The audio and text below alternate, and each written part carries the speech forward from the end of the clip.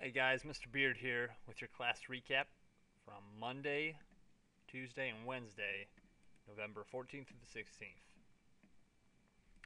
We're doing these class recaps together because every day we did kind of a similar thing this first 3 days of the week. We started with daily language, which is where we've had a sentence on the board, you analyzed it, and fixed it using a sentence of your own. You can find those on our class website under class notes. So you'll need to read those and correct them. Even if you weren't here, you're going to be expected to go back and do those since we have them available. After doing our daily language, we also read the Odyssey.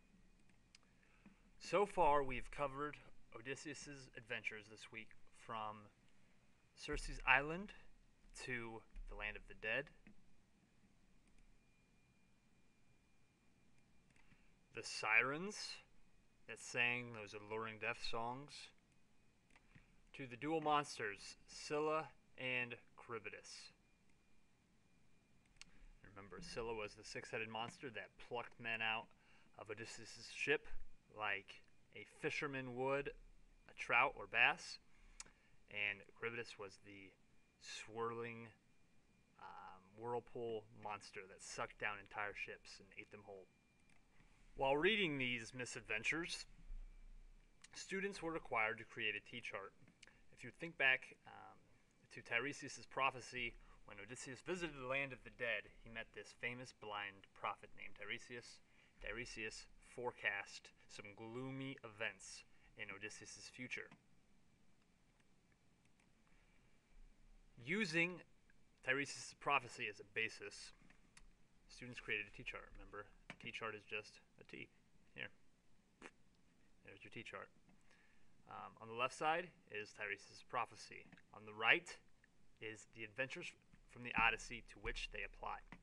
So students went ahead and wrote out the prophecy using the actual lines from the textbook to keep track.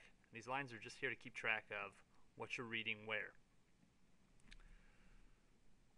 Then on the right side, as we read, students fill in the corresponding adventure. For example, line 638 reads that Odysseus would deny himself and restrain the crew. It doesn't refer to Odysseus by name, but that's who it's talking about.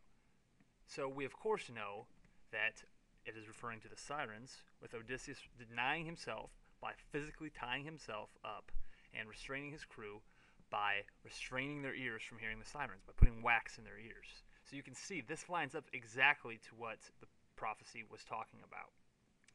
So see it if you can go back and find any others that line up perfectly. All of these, every single line here, lines up perfectly with an adventure from the story. After reading these, completing each section, you need to do the critical reading questions. Also, after finishing the critical reading questions, you need to draw an artist's rendition of Scylla and Charybdis. What do they look like in your mind? You need to go ahead and draw those and have them completed for class on Thursday. And that is what we've covered so far. Thank you for listening.